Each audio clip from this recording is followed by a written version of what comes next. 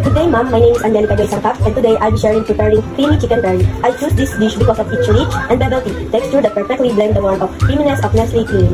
The ingredients of creamy chicken curry: chicken breast, garlic and onion, celery, tomato sauce, powder of chicken curry, star margarine, pepper, salt, and lastly, creamy Nestle cream. Tools and equipment I use to cook: carno wok, knife, chopping board, bowl, ladle, spoon, knife, and lastly, plates.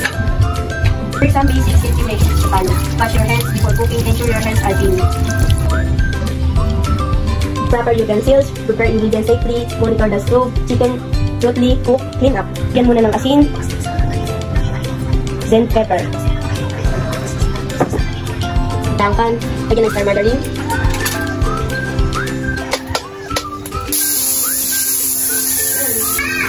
Ilagay ang onion.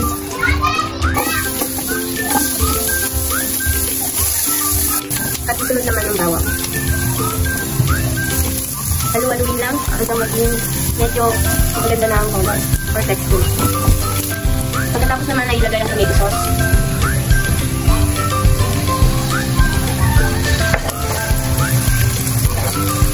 Halu-haluin lang at pagkatapos naman ay ilagay ang chicken curry powder.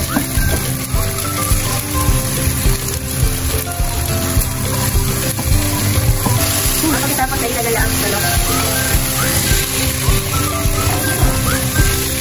At ibabad. Pagkatapos ng lumabas, nalagyan natin ang recipe. Talong nito.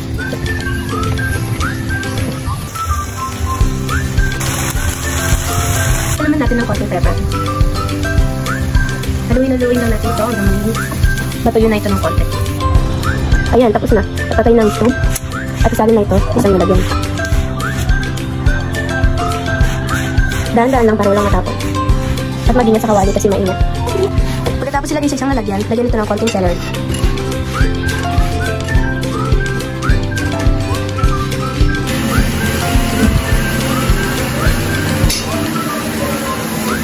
This is my creamy chicken curry experience. Appearance: golden and creamy with tender chicken. Aroma: inviting blend of spices and savory chicken skins.